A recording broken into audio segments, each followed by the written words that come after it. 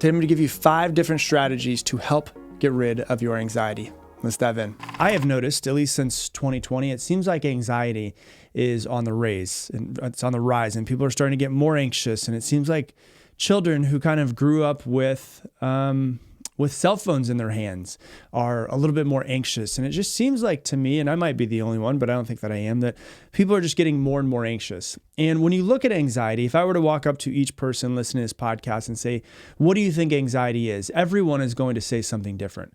And so it's really important for us to kind of put a label on anxiety and a definition behind it before we start to talk about how to actually reduce it. So when you look at anxiety at its core, it is natural. And it's a really good thing. It's one of the things that helps keep our species alive, right? But it's often an adaptive response to perceived threats or stressful situations. And then what it does, it primes the body for action, which going and doing something, or to freeze and do nothing. And so the important part of that definition is it is a natural and often adaptive response to perceived threats. Most of the time, it's not actual real physical threats that are in front of us. It's usually we're thinking about the future and thinking about what threats could be coming down the line. And almost always we're thinking the worst. I always say a mind left to its own devices will basically just go negative. And so anxiety, what's really interesting about it is first it's mental, and then it turns into physical and emotional. So you think it, and there's no way to disconnect the brain and the body from each other. They are one and the same thing. They're two parts of the same ecosystem, basically, right? Like the same organism. And so anxiety is mental, and then it turns into physical and emotional as well. But anxiety always starts in the brain. Anxiety is a good thing because it kept our species alive. When there was something right in front of us, that anxiety would immediately pop in, make us fight or flight, and then make us, hopefully stay alive.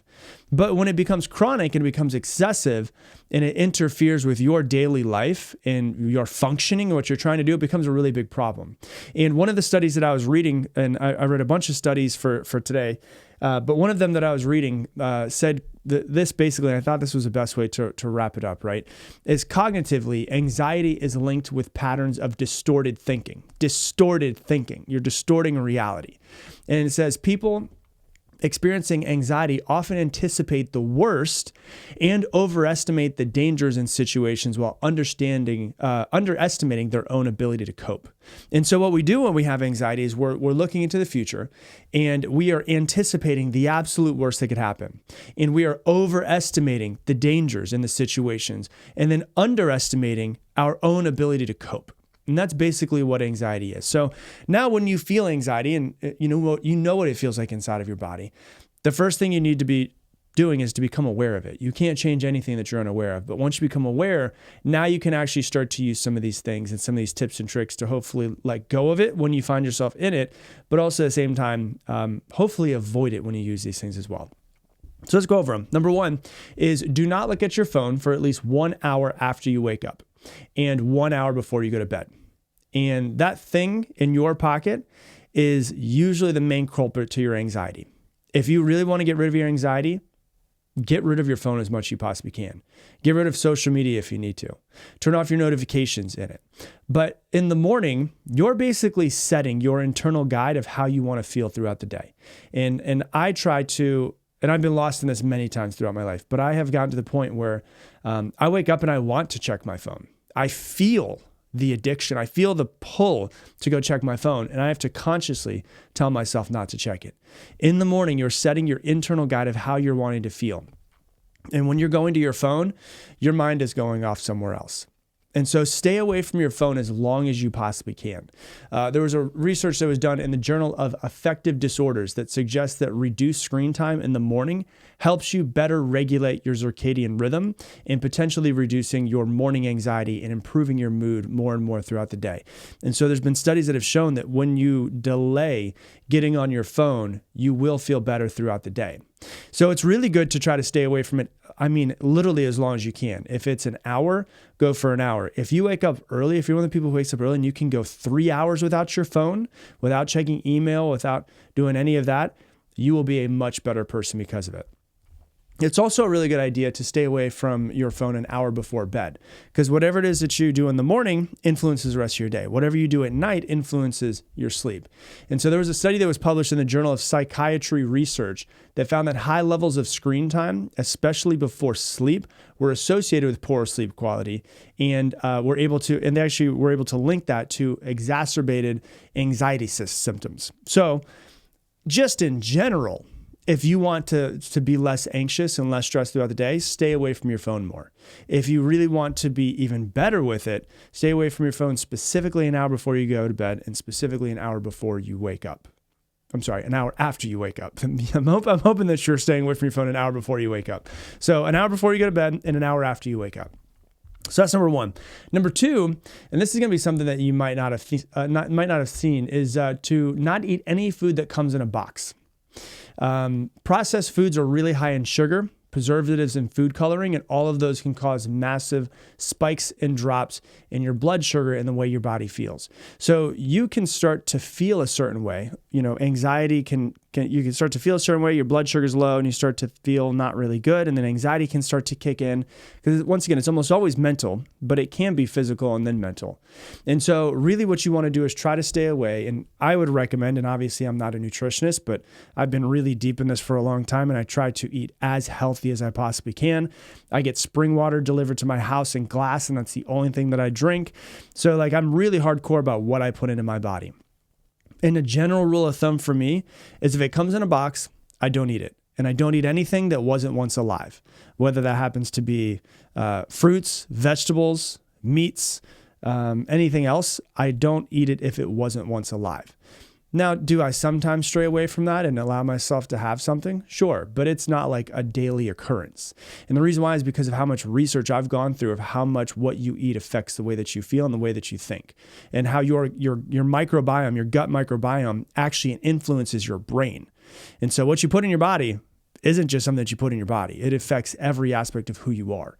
That's why the phrase "you are what you eat" is true. So, or do you want to be food that comes from a box? Probably not. You want to be something that's thriving, that's alive, all of that. And so there was a study that was done in Public Health Nutrition that shows that diets that people have that are high in processed foods directly correlate with increased risk in depression and anxiety due to spikes in blood sugar and other metabolic disruptions that you have. And so this isn't me just taking a guess on this. This is a study that was in Public Health Nutrition that shows that people who have a diet that is a lot of processed foods have a massive increase in the risk of depression and anxiety. So if you want to stop feeling so anxious and stop feeling so bad, pay attention more to what you eat. There's also research that was published in Brain Behavior and Immunity that showed that artificial preservatives and dyes in foods could affect your gut flora, your immune response, and your mood stability, which basically heightens your anxiety levels as well. So there is proof that what you eat, especially eating processed foods, are linked to anxiety, depression, all of that. So if you want to have less anxiety, feel less stress, try to pull back on it. Try to go a week without having anything from a box. It has to be out on the counter, or it has to be in the fridge, and that's the stuff that you eat. Don't go grocery shopping in the middle of the grocery store. Just walk on the outside, because on the outside is where all of the freezers are. It's where all of the refrigerators are, all of that. And so that's number two. Number three is to stop drinking coffee for 7 days. Ah, shit. You didn't want me to say this one, did you? Right? Stop drinking coffee for 7 days. Stop having caffeine for 7 days and see how you feel. I know I love coffee. I did have it this morning. I love caffeine. But caffeine can really induce anxiety symptoms and make your anxiety symptoms worse. I promise you this. If you're the type of person who wakes up and you have lots of anxiety, just stop drinking coffee for a little while. You don't have to stop drinking coffee forever, but just try it out. Be a guinea pig on yourself. What's crazy about the whole thing is that you might not be really stressed or anxious throughout the day. You might just be overly caffeinated. You might have too much caffeine in your system right now. And so it's really important for you to kind of think about that for a second. Like, do I want to have my morning coffee, or do I want to feel anxious throughout the day? And try it out. See how it feels for you. But anyways, there was a study that was a clinical trial that was in the Journal of Psychopharmacology that found when you have less caffeine or no caffeine at all, it reduces symptoms of anxiety, especially people who have more anxiety than the average type of person. So people who would have, for instance, like panic disorders and social anxiety disorders, if they completely remove caffeine, those symptoms tend to drop significantly. And so for you, maybe you don't have social anxiety disorder or a panic disorder, but if you have anxiety a lot throughout the day, just try cutting back on all of your caffeine. Just get rid of it for 7 days. I promise you won't die.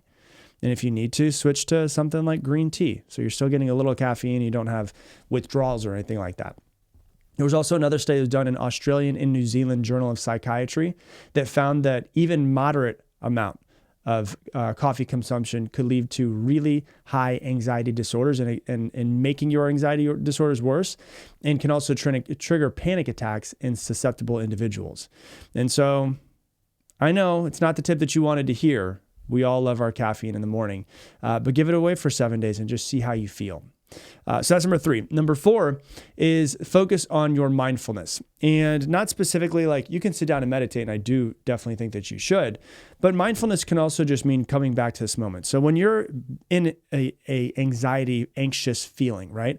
What you're doing is you're in your head, and you're going off somewhere else, and you're thinking about the future and your worries. You're in your head. And when you're in your head, you're almost never here. And so one of the things you could do with mindfulness is to bring your attention and your focus back to where you currently are. The only thing that's ever really in this present moment is your body.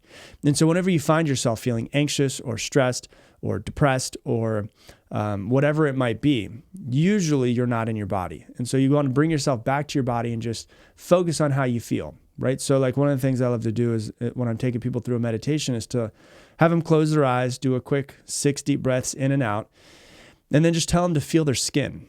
And I just start telling them random parts of their body to start moving their focus around, their focus around their body. And so I'll say, focus on the sensation that's in your right big toe.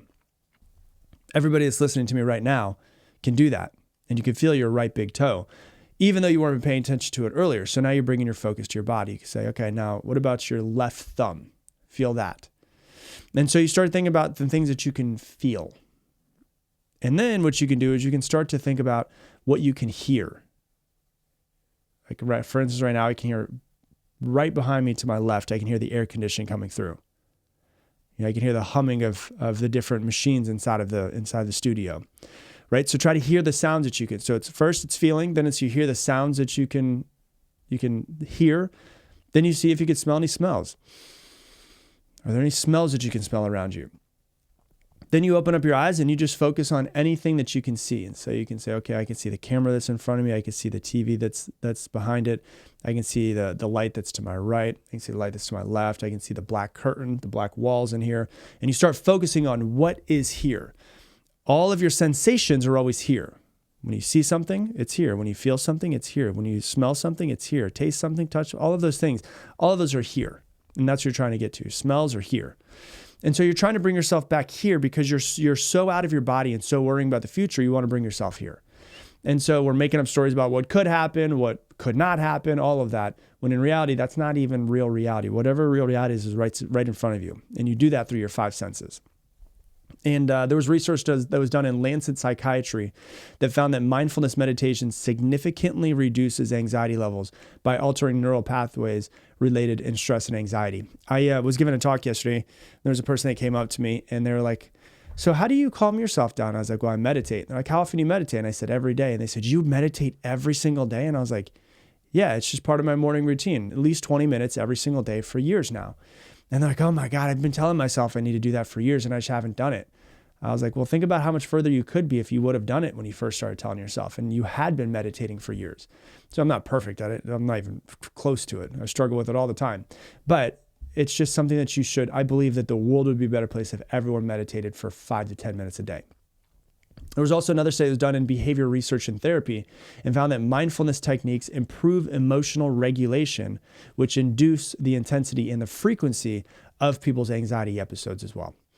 Okay, and the last one, number 5, is very simple. Breathe in deep and then exhale like you're exhaling through a straw 6 times. So focus on your breath. Whenever you get anxious, the very first thing to change is your breath. And the way that you breathe is going to affect the way that you feel then. So you want to just breathe in deep through your nose and out like you're out through a straw.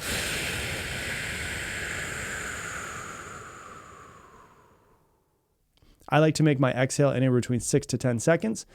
It's just rule of thumb. If you want to lower your heart rate, slow yourself down, make your exhale longer than your inhale. If you want to speed your heart rate up, make your inhale longer than your exhale. And so there was a clinical study in Frontier Psychology that demonstrated that controlled breathing techniques, like I just showed you there, can lower stress hormone levels and mitigate acute symptoms of anxiety. There was also another study that was done in Journal of American College Health that showed that diaphragmatic breathing, which is in your diaphragm, helps reduce anxiety symptoms and improve the concentration and the mood of college students that they studied. And so all of these are tips that will help you out, and they will help you in the moment, but they'll also help you whenever you're trying to prep yourself and try to get away from anxiety. So like not drinking coffee, that's planning ahead. Going to bed and not looking at your phone for an hour, not looking at your phone an hour after you wake up. Those are also planning ahead. And then breathing techniques, mindfulness techniques can get you out of it in those moments as well. Ultimately, the best thing about anxiety is it is something that we can work through, and that we can find ourselves getting better at it if we work at it. So if it is really important for you to work on your anxiety, try to find all of the tips and techniques that you can to try to get better. Ultimately, I've worked at this really hard for the past few years to try to work with my anxiety, the stress that I felt throughout my entire life, and all of these things help me immensely. So try them out and see if they help you as well. So that's what I got for you for today's episode. If you love this episode, you're absolutely 100% going to like this thing I have coming out called Mindset Mentor Plus. It's where you can not just listen to episodes, but you can actually fully integrate them into your life. And so my goal is to help you take these episodes, integrate them into your life so that you can change your life and make it better. And so inside of Mindset Mentor Plus, you're going to get detailed worksheets, multiple page worksheets with every single episode of this podcast that comes out. You're going to get a bunch of thought-provoking journaling questions to help you understand and pull these into your life so that you can work through those. And you're going to get assignments with every single one of them, every single episode, so that you can actually start to use these in your life as well. So that you're not just listening, but you're more of a participant in these episodes more than anything else.